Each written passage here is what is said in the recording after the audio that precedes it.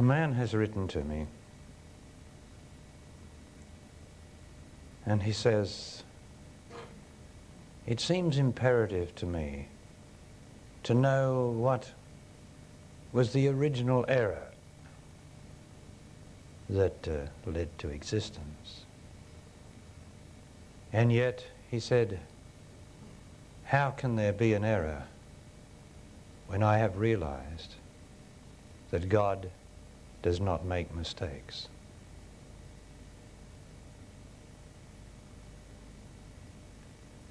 God, the Most High, does not make mistakes. That is the truth. But we creatures who have a brain somehow want to know. We just want to know things. Science wants to know. We want to know. But the truth is, there's nothing to know except God does not make mistakes.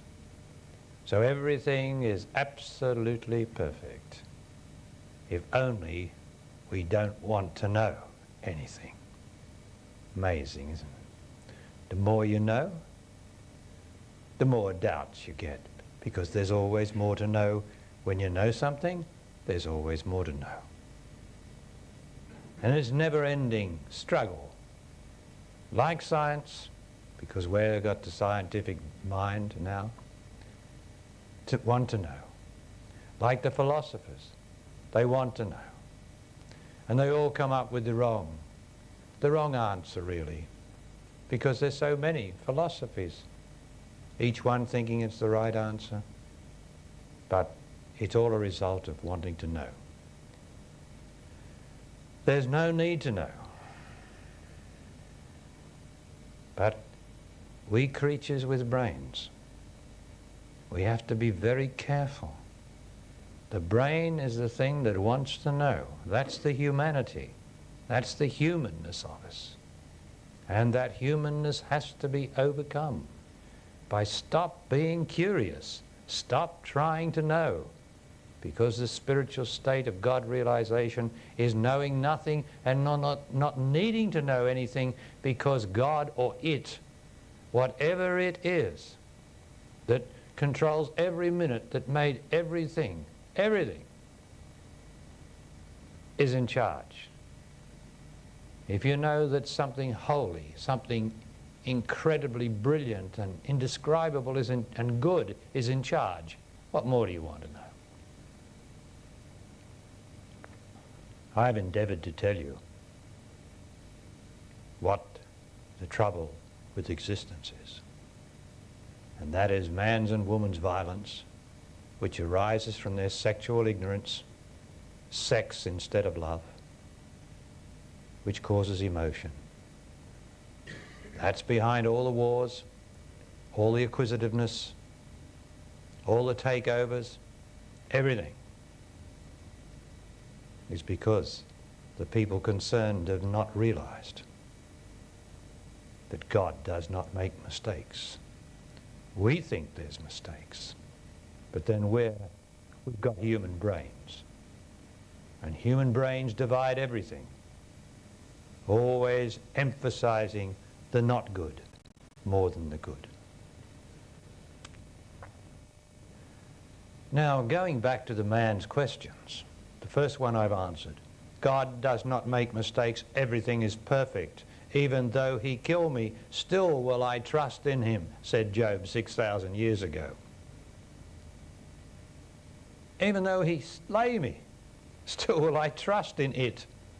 My goodness gracious, that's quite a trust. It's quite a knowledge that God does not make mistakes. That if it kills me, if it slays me, then it is right. And I don't need to question that. I don't need to say, why is it happening to me? Why did this happen to me? God does not make mistakes. It's happening to me because it is right. That's all. And that becomes my whole life. My whole life is right. Whatever happens, it's right because I am under the protection and the guidance and the benevolence of the Most High. And anything that my silly brain perceives as not good is just a part of the vast whole, which is certainly greater than 60 or 70 years of life, of living.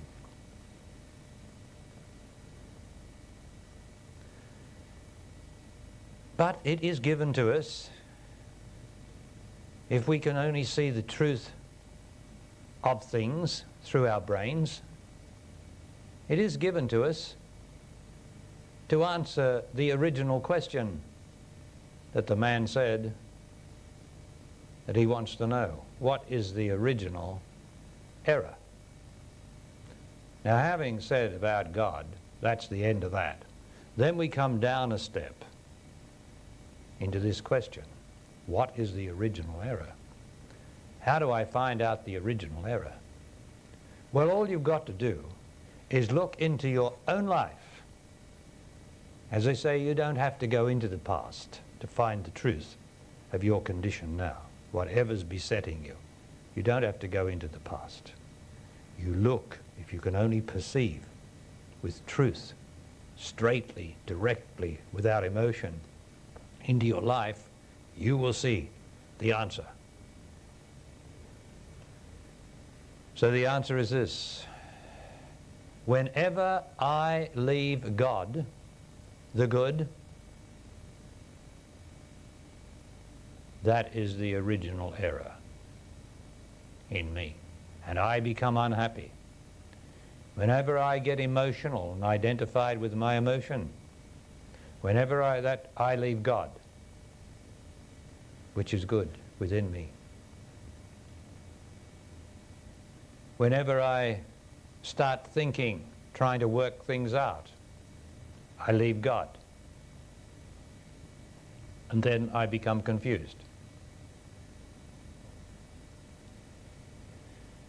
Whenever I am unconscious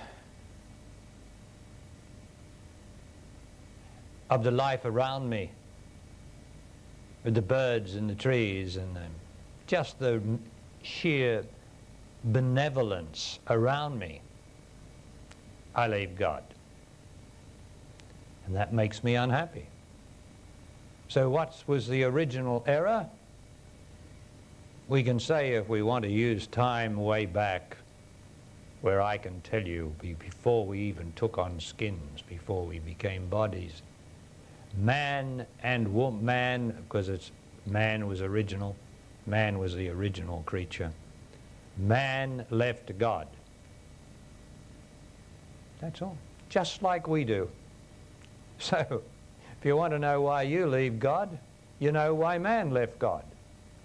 When I say man was the original, I have to tell you that woman is not the original.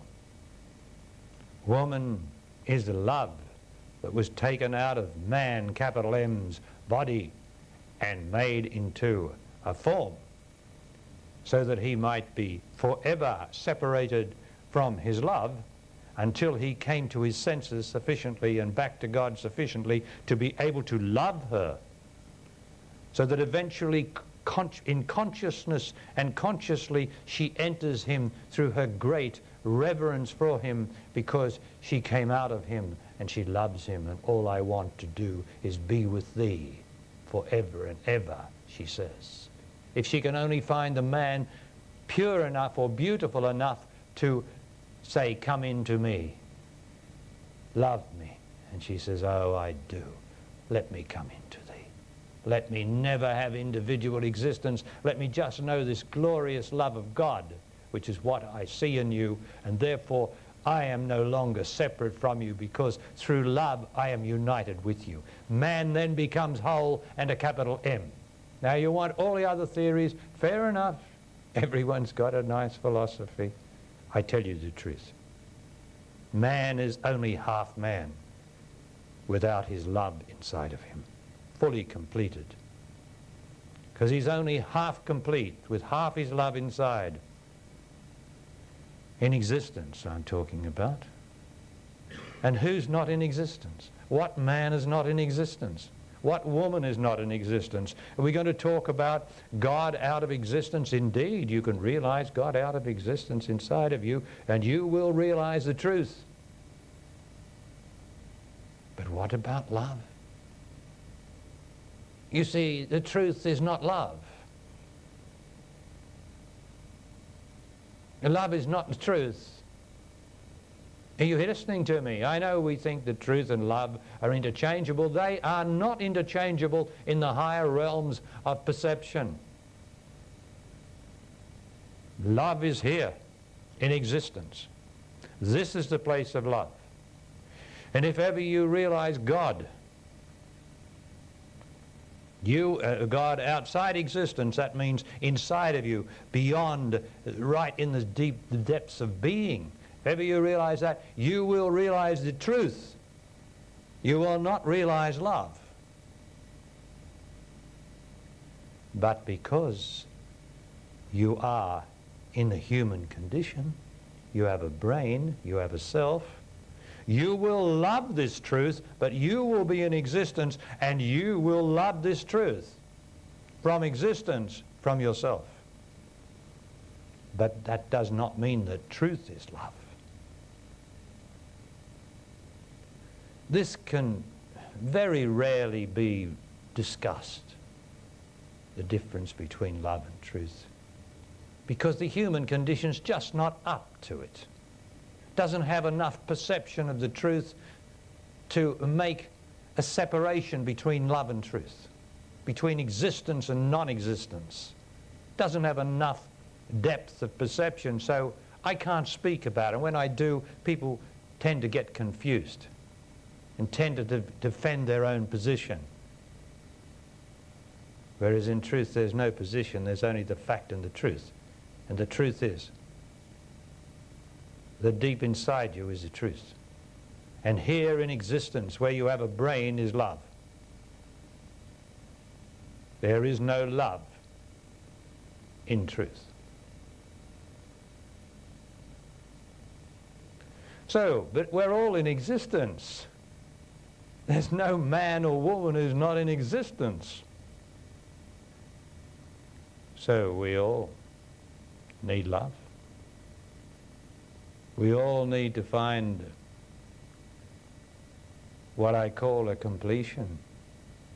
For there's nothing more beautiful than the completion that man can receive in a good woman. It's a completion. It's greater than a fulfillment. Completion is far greater than fulfillment. And to have discovered in existence the love of a woman that can complete you is just, well, completing.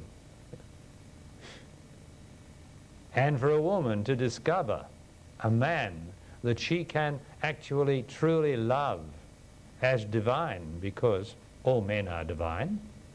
Well, let's not make anyone special. All men are divine. All men are God.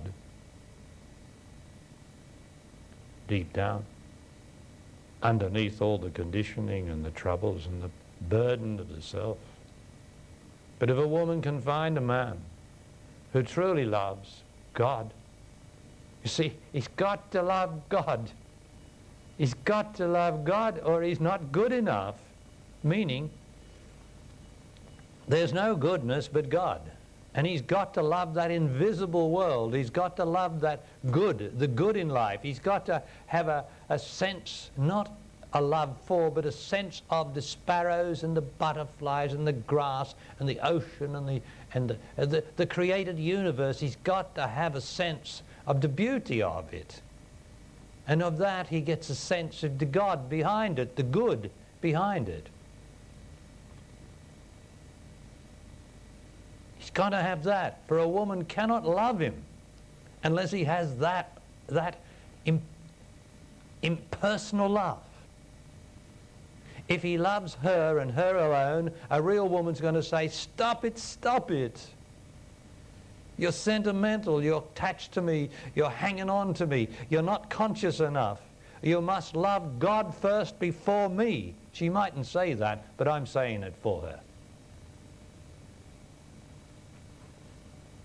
We tend to love objects because we're objective. We've learned to be objective. The scientists have taught us to be objective. Once we were taught to be emotional by the wrong Christian religion, which made us emotional, believing in things, believing instead of knowing. So we got all emotional about Jesus and about, well, you can see it in the great paintings, the masterpieces of the Middle Ages and those sort of things, and the Renaissance. You can see it there, the imagination of sentimentality of God and what is good. We got emotional. And so the scientists had to say, well, look, anyone who's emotional is not going to see straight, they're not going to be objective, so let's get rid of this subjectivity, which is emotional, and let's see the fact as best we can. And that was laudable. That was praiseworthy. But the only thing was that they threw, you know, the baby out with the bathwater. Because if only we hadn't got emotional about religion, about Jesus and all the rest of it, and all the tears and the statues crying and all the other stuff, you know, all that rubbish, which is psychic, you know, anything is possible, all magic's possible. What's it matter? It's not true. Doesn't make me more pure. Doesn't make me more beautiful. Doesn't make me love God more. No magic makes me love God more. It just entertains my mind and makes me ask a question, how did he or she do it? Another question. And when someone says how he or she did it, then another question will arise. Can I do it? I want to become a magician. I want to show the people how powerful I am and make the Statue of Liberty disappear. You know, this sort of stuff. And so on it goes into error, instead of coming back to the source. Where did all these questions come from? Where did all this wanting come from? Where did all this driving into existence come from? It came from the run from God. It came because I haven't got the time to just be simple and start to return to that eternal place which is inside of me, which is the original place that the whole of humanity virtually has left. And so all the wars, the violence, all the need of booze and drugs is all because you and I,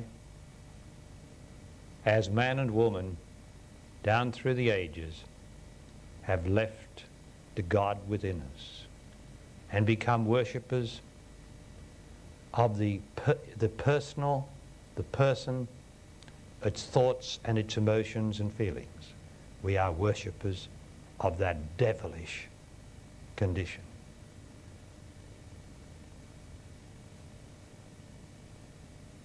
But behind it all, fear not, God makes no mistakes. You are going to die. I am going to die. Blessed death. Haven't I got a video? Sweet mystery of death. You can almost hear me saying it because I got in front of it. Sweet mystery of death.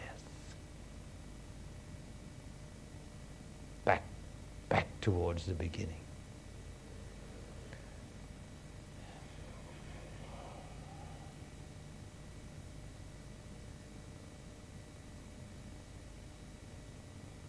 It is us who make the mistakes, not God.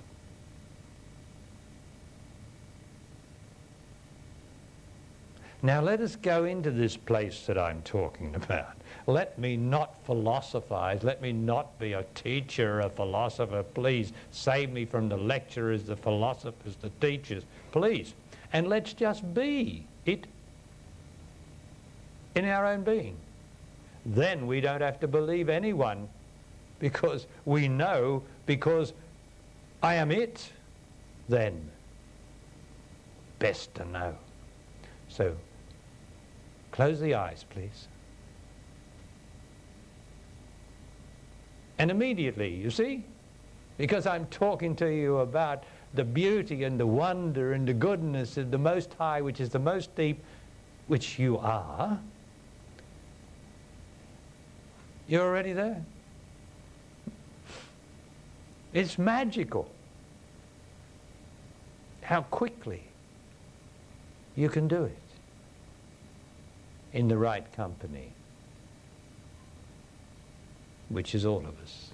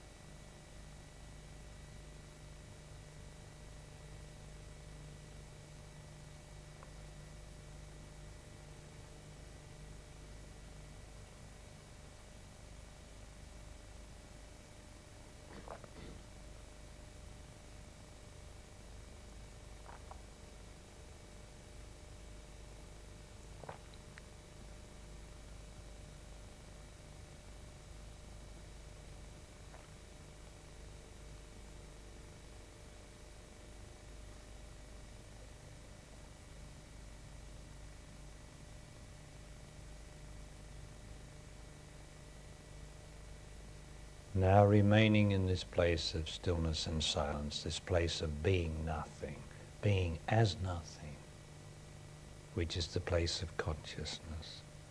For consciousness is not in this world. It is beyond this world. And that's where the intelligence is in you, when you are being as nothing. You are in consciousness. And then you can open the eyes and enter again, more securely, the world of awareness. So consciousness is not awareness. Awareness is of the senses, and in consciousness there is no sense. There is only being, whatever that is. Now it is the Foundation's plan by next year, as well as to have published the first volume of my autobiography, the plan is to have also published my epic spiritual poems. And I'm going to recite the opening to one of those poems, and then we're going to talk about it.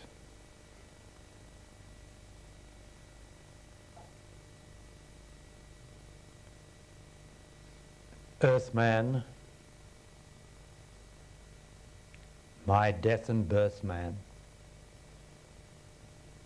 knower of all but yourself, you are trapped in a terrible illusion that begins with the conclusion, you are the body.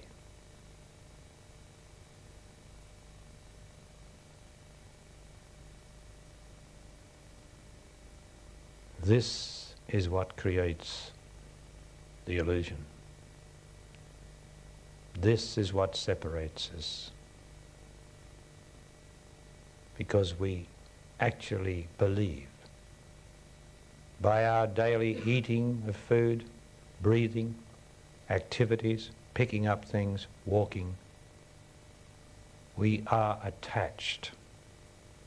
As a consciousness, as an intelligence, we are attached to the body. And that has been handed down to us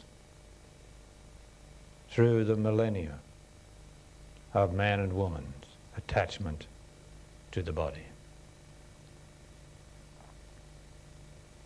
And the spiritual life is about breaking that attachment. Because if you are attached to something that dies, then you will believe or think that you are going to die. And that's not true. If you believe you're the body, you are going to die. All that belief is going to die with the body. All the memories of all the things that the body has done, because it's of the body, that's going to die too. And the person who takes its seeming reality from the memory of being the body, the person is going to die too. And there's not going to be any single memorable, as far as what does not die is concerned, left. Nothing. Nothing to speak of. And that's the fear of death, you see. That's why people fear death. Because they know that bodies die in the deep subconscious. Not talking about the silly surface mind. Talking about the deep subconscious, where these ruminations go on, where these attachments occur. I'm afraid of death because I know that bodies die. And I am attached to my body, so therefore I, and everything that I think I am, and remember it's going to die too. What a terrible thought. So it is best to keep driving into existence, keep the momentum up, so that I don't have to face this terrible fact that I am going to die and leave everything. Not a trace of me is going to be left. That's the reason for the run into existence. The run from the terrible reality of death. But only because I am attached to my body. And the question is, how do I break this identification, this false but seemingly so compulsively real identification with the body? Well, that's what the spiritual life's about. And one of the ways to break the identification with the body is to enter the body, to really enter it with your intelligence, not with your mind, because athletes, that covers everybody, I think, who train or physical fitness, they enter the body with their mind and do the things that they think are good for it, but they don't really enter the body. And the doctors don't enter the body. Very, very rare is it for anyone to start entering the body with their intelligence and not their mind.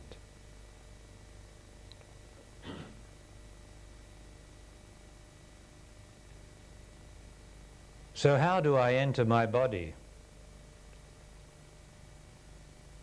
Remembering that most people live outside the body in a field, a mental field, which surrounds the body, which is the field of thought. If thought is not in the body, the ground of thought is the emotion that is stored in the body, indeed, in the subconscious, represented by inside the body, by the self. And that place is in the belly. That's the emotion. That's the powerhouse of the self in the body. But that's the ground. But the field, and wherever there's a ground, there's always a field. As there's a field around the magnet is the ground, but the field of influence of the magnet, the magnetic emanation, is a field, an invisible field. And so it is with the body, with the ground of self in the belly. It has a field which extends like the magnet outside the body, around the body like that, and that is where we think, outside the body. Although the emotions in the subconscious, which is the belly, they are the force that creates the field. As we get our life right, that means get rid of the events and people and circumstances or face everything and get rid of the things that make us emotional. There's a certain transformation occurs in the self inside in the belly. The force is somewhat and sometimes largely taken out of the force, out of the powerhouse, the ground. And as I take the force out of the ground, as I get my life right, the need to think so much naturally diminishes. And you will always find that in the spiritual life.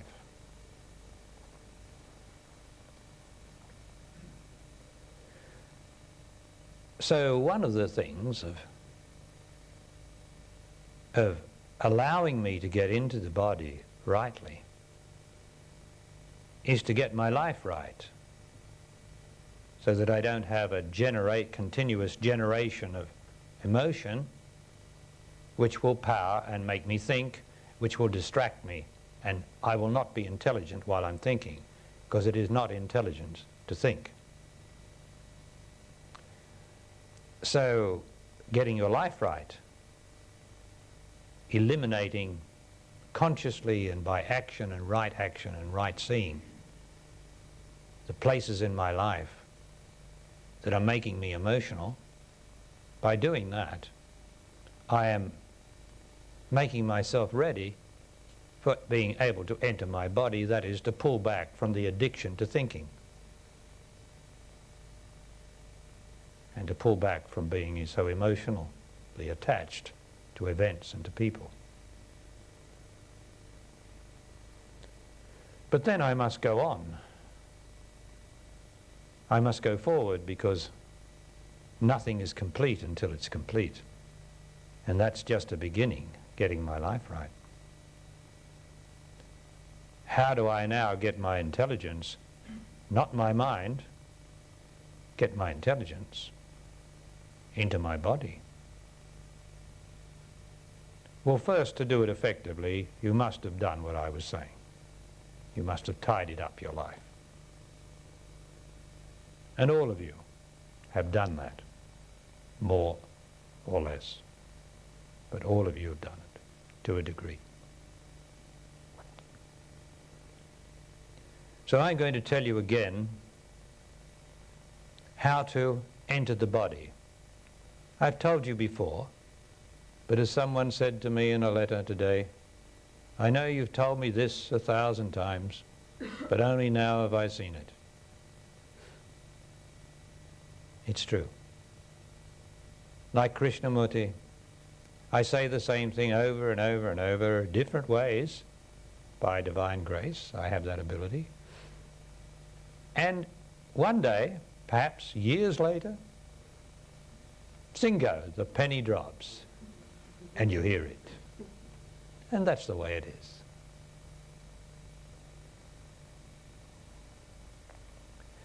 So I have to explain in the first instance that we only have two realities.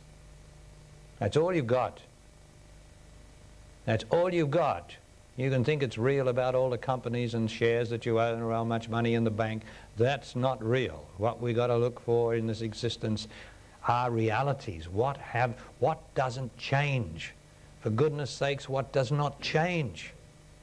That's what a reality, a relative reality in existence is. What does not change? Everything else changes. The bank account changes. If you don't take any money out, the bank will. Everything changes.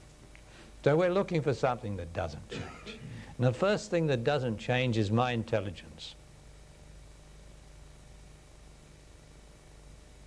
My mind is always changing according to my emotions. It's always thinking, and thinking is changed from one thought, one image to another. But behind that is the intelligence.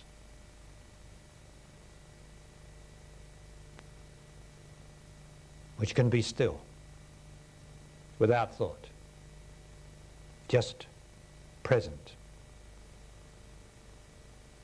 like now. That's intelligence. It doesn't form conclusions. It is the mind that forms conclusions. It doesn't interpret anything. It is the mind that interprets. Intelligence is just straight and pure and true and now. It's a form of consciousness, of course.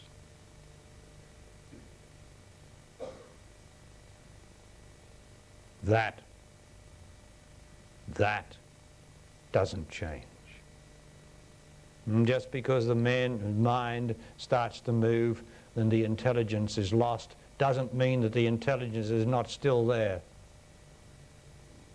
Like God is behind everything, so the intelligence is behind all our activities, everything, but we leave the intelligence like we leave God, and so we become unintelligent. We become clever and cunning and worried and troubled and all the rest of it. But the intelligence which is untroubled is there, like now. Absolutely still. A wonderful power whose origin is consciousness. That you have.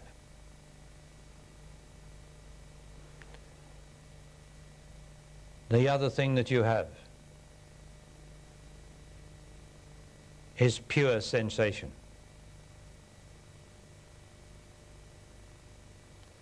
Pure sensation is in the body.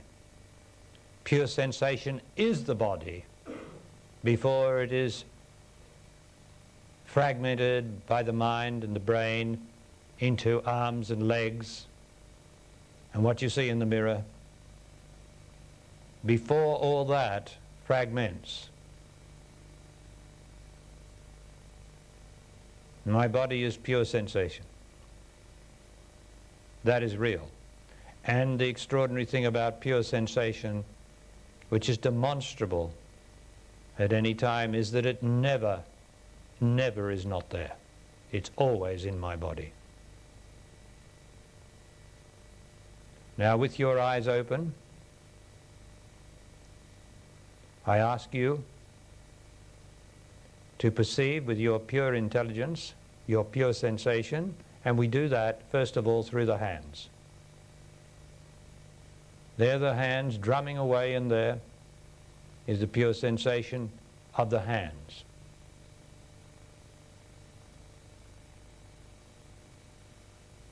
Then the pure sensation of the ankles and the feet.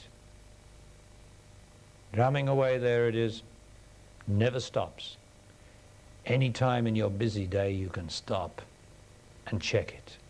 There it is, drumming away there. And so you go through your whole body.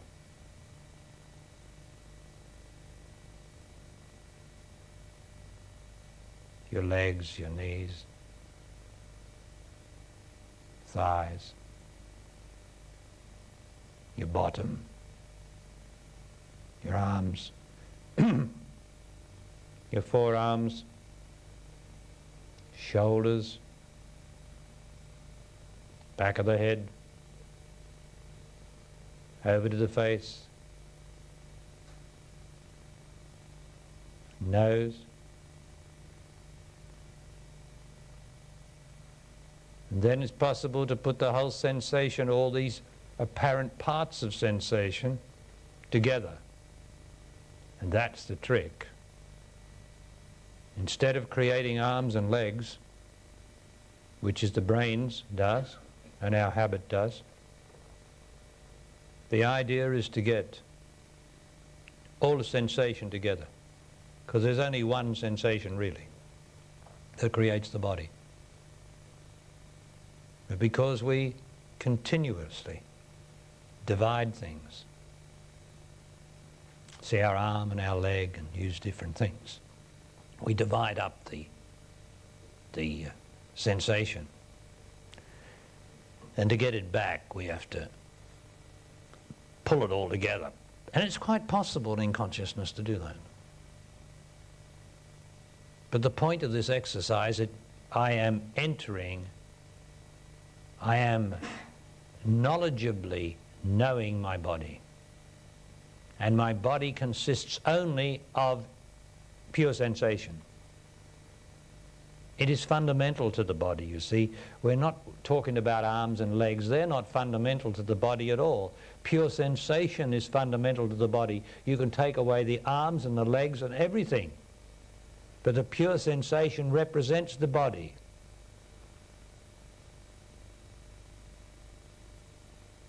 Before it is differentiated into parts. And this is a mighty mystery and a mighty thing to be able to do, to pull it all together.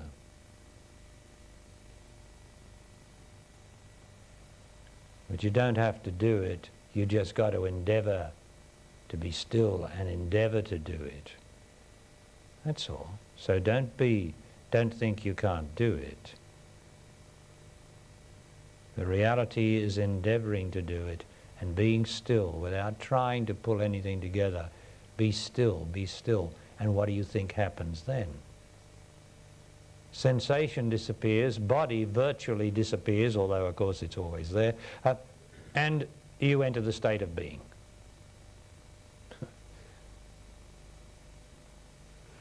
Simple as that. So from the pure sensation and under the scrutiny of the pure intelligence, the sensation, the body disappears, and I am being. I am not being anything. I am not being a body. I am not being anything. I am just being, and yet I do not know I'm being, because if I knew I was being, I would be using my mind. But it communicates the idea. It communicates the reality, being. Although it cannot be known, it can be being. Be.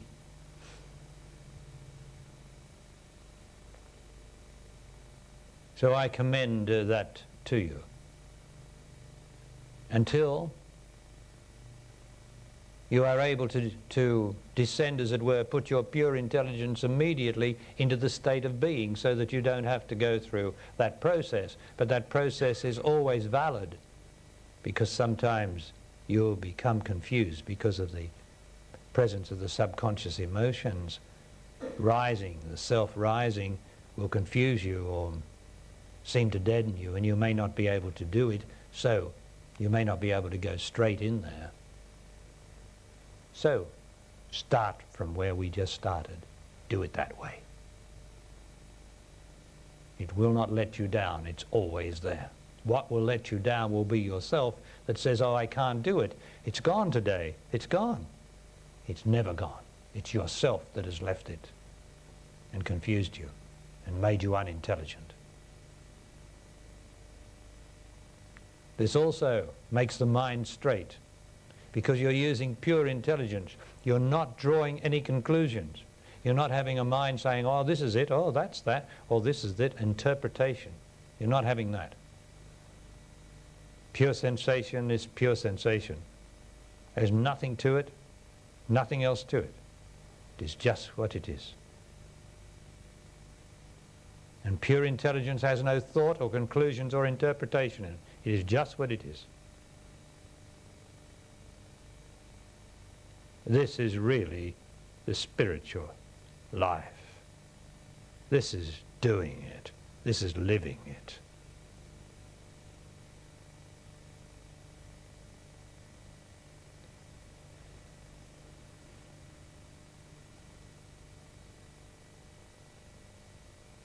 And of course you can close your eyes, but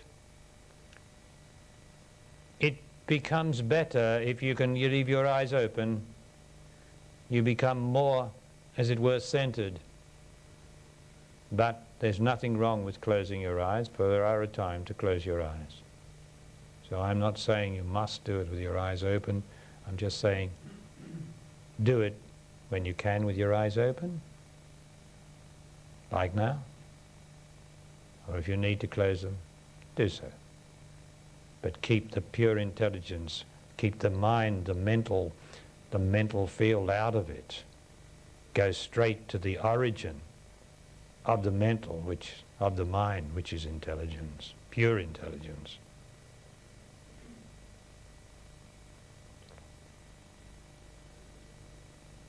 Now the place of enlightenment is this place. Anyone who is enlightened is in this place. Seeing straight, being straight, no problems, no unhappiness, no trouble, no thought. Like now.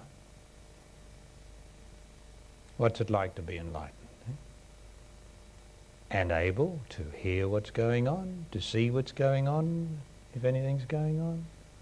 All the senses, utterly and completely, uncontaminated by thought or interpretation, just open, as each sense must be, to the sense of what it is seeing, hearing, tasting, but not looking but just each sense just seeing, relaxed and easy, completely in the senses, and yet able to go straight into the state of being, or in the state of being while I'm in my senses. What a remarkable thing.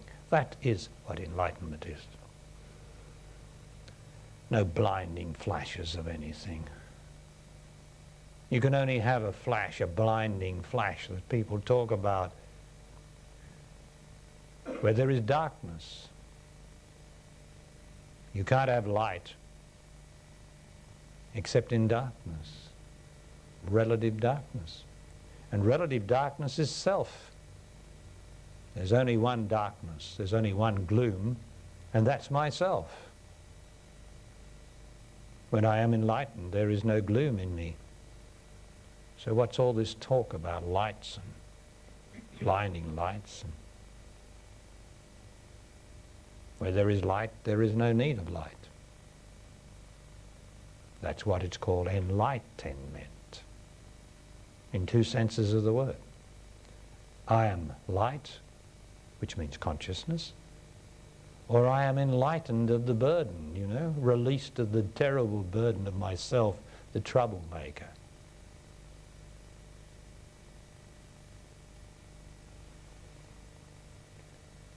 And this is where it begins, here, in pure intelligence, state of being. Pure knowledge, it's called. Pure gnosis, which is to know nothing, to not have to know anything, to not have to work anything out.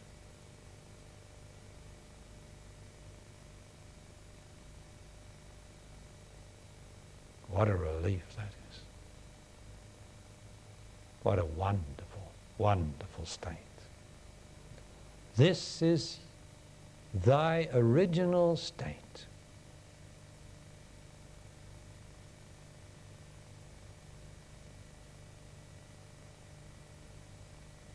And then we took on skins, which means body. And you can't stop the body appearing.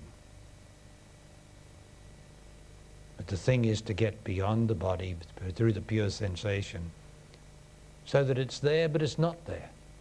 That's the wonder of it. You're no longer attached to it.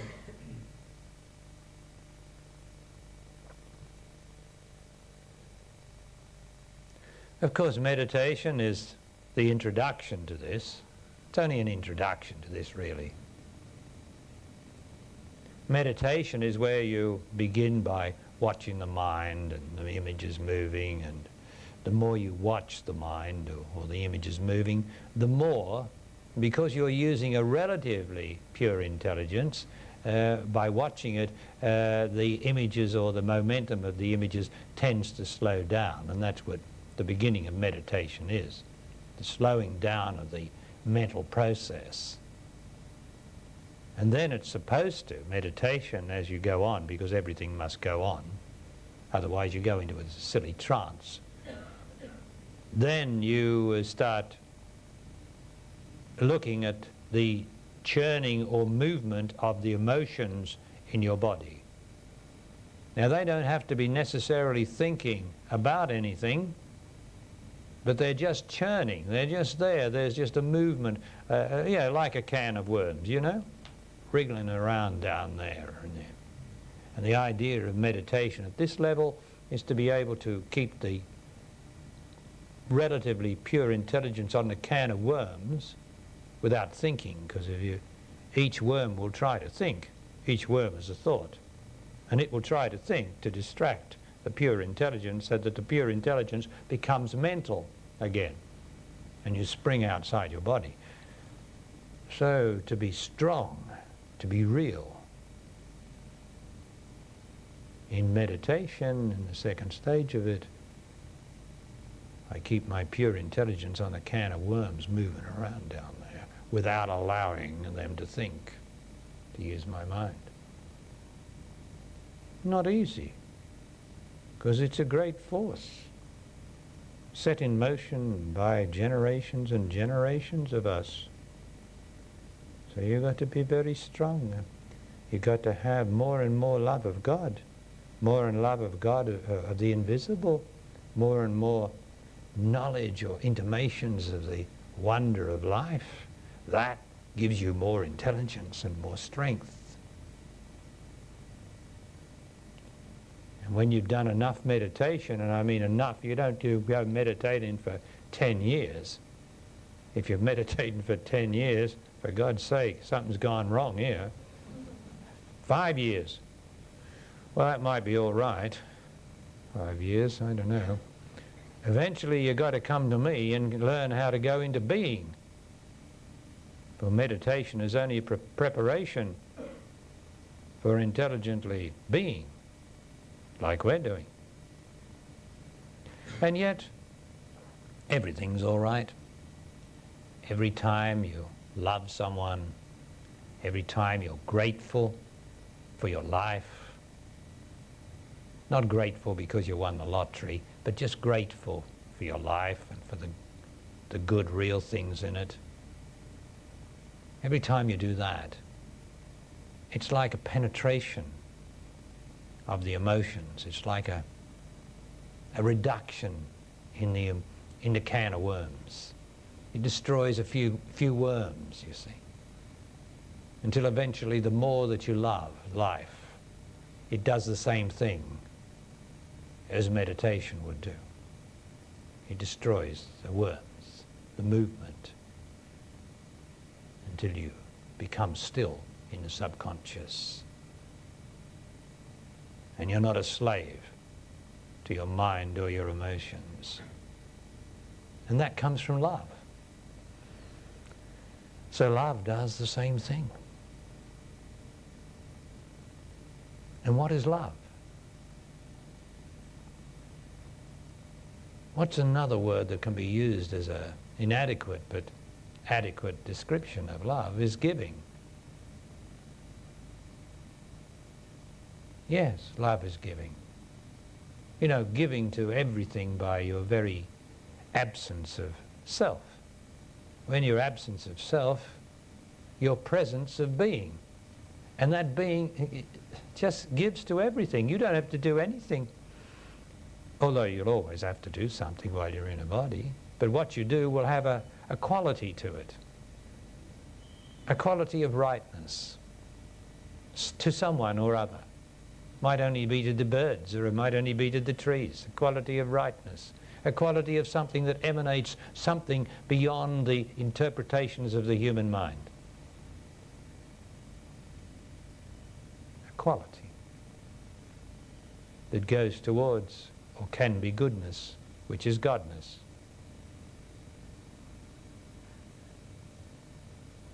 That is giving without doing anything except being.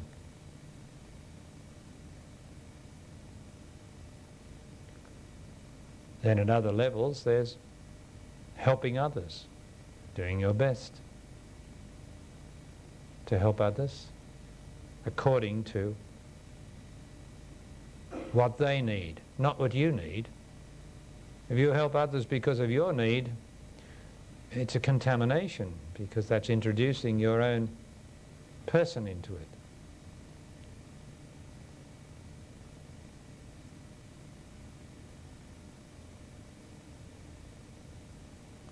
So loving is giving. And it's not a giving of yourself. It's a giving up of yourself. Quite a difference.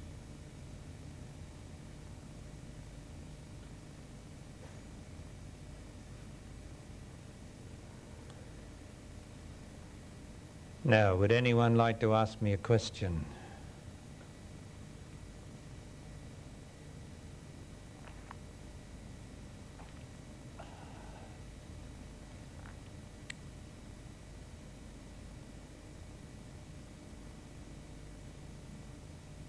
Yes, Neve.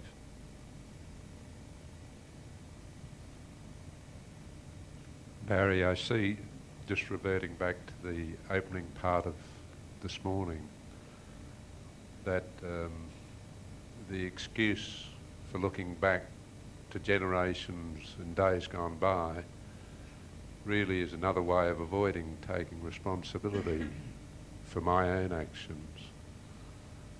And therefore the way to be true and to be straight is at every moment for me to take responsibility for everything that I do. That is so.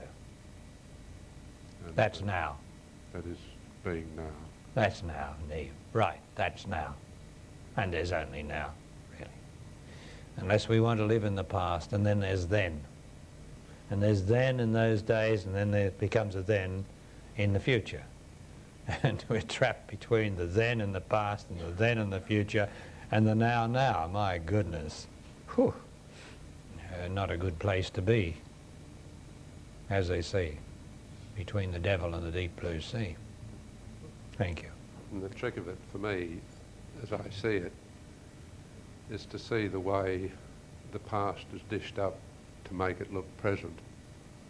And for me, that means to be able to be free of the enmeshment of the newspapers and the glitz that is presented as being our living, but in fact it really is just a representation of the past. That is so. And just repeating and That is repeating so. and repeating. So I see that I'll be able to free myself of what effectively is the garbage of the past. Yes. The parachutes that keep slowing me down. Yes. We've got to be a bit practical there, that because we are creatures of the world, you know, it comes down from the God down to that, and then there through the psyche and through everything, and into the physical body and into the subconscious. And we are creatures of the world that we have made. Therefore, we have a thing called interest in us in the world. And the world consists of the past. So the important thing is not to be attached to the newspaper, not to be attached to watching the past, the films and those sort of things, not to be attached to it. But there's a part of us that is of the world and therefore interested in the world, and you've got to get the balance. That's down there, right? That's down there. But I mustn't believe it, you know, and I must not be attached to it, and I mustn't go and get excited by it or depressed by it, because that would be attachment. I can just look at it and enjoy it at that level, and then not think about it when it's over. Like I say, no thinking about last night's movie, because that's attachment. That breeds attachment. So, yes, but what you're saying, yes, is true, only I just got to cover that in case we think we shouldn't do anything, shouldn't. But for me, I haven't quite got to the point where I can be present whilst I'm reading. So in that case, you're right, don't read them. That's the way to do it. Break the attachment, and then you can read anything when you've broken the attachment. That's right, Neve. Yeah. It's like sex. You've got to break the attachment to sex, sexual excitement. When you break the attachment to sexual excitement, you can then make love. Now another lady, or not another lady, but a lady, has written to me and says that I've created a division in her. And this is a woman who truly loves me and loves the truth. But I've created a division in her with my statement yesterday about what the Buddha said, and which I reaffirmed, of that you don't need to show your teeth when you're amused. And she points out that some people do show their teeth because they have those sort of features where they're present. As soon as they smile, the teeth come. Well, I'm really not talking about that. I'm talking about an idea, getting the idea. Of course, you would have seen me laugh a while ago, and I would have been showing all my once were pearly whites. And I'm doing it now. And it is unavoidable, that. And that's not the idea of what I'm conveying, or the Buddha was conveying. As a general rule, it's not necessary to guffaw, to open the mouth, to come out as yourself in the amusement of the situation. It's not necessary. The thing is to get the idea, to be easy, be natural. But you've got to examine what is natural in laughter. And I have to tell you that we laugh. I'm not saying we smile for this reason. We laugh to neutralize the nervousness that is in us from living. It's just one of those things created for us as a means of reducing the stress and strain in our bodies from being so vulnerable all day long to other people's emotions, to events, to having to cope, all those things which we have to do as separate bodies. And so laughter, that's what comedians are for, to help us to laugh, to express that pent-up anxiety that is in all of us. That's what laughter is for. But the less anxiety we have, the less we have to laugh. Although we will laugh, because some things are amusing without being necessarily releasing of nervousness. So we have to just see, the balance. Because it is quite natural to smile, and it's quite natural to laugh at the right time, but not to laugh too much. There's a man here, many years ago, and I'm sure he's big enough to allow me to say this, are you? He'd come to my meetings, and this must be 10 years ago or something like that. And he really would laugh. He would laugh and guffaw. And I had to say to him, and a nice man, a good man, and he was just laughing. And I had to say to him, you must stop laughing. You must reduce it and stop this habitual laughing. At any rate, he worked on it, and he did it. And I'd forgotten all about it, but I haven't heard any laughter from him that was not right or good. He had to break the thing, you see, because if you release your nervousness or anxiety through laughter, and there's always a problem in this existence because of the creatures we are, of it becoming habitual. And we become attached to it, we don't even notice it, it becomes subconsciously repetitive. We have to break those things as much as possible. And this good man did. So as to get to balance, mustn't restrict yourself, mustn't go around like this. Can't laugh. No, be free, but just have the knowledge of what's behind everything as much as possible. And be easy. And do what's natural, but not what's addictive or habitual as little as possible, because we're all creatures of habit anyway. That's why Gurdjieff used to say, well, what I remember when I was coming in, I read all these things, and Gurdjieff, or was it Uspensky, his reporter, said, reporter that Gurdjieff used to say, well, you should get out of the bed the other side, Don't get out of bed the same size every morning, and move your chair around from the table where you usually sit and don't sit in the usual chair. Just break up the habit. Well, you can understand that. And yeah. Oh, well, I ask you here. You don't have to change your seats. For the idea is that, as I've often told people that come to me, we are psychic creatures, and our psyche, a particular psyche at this level where we are in physical existence, tends to create forms, psychic structures.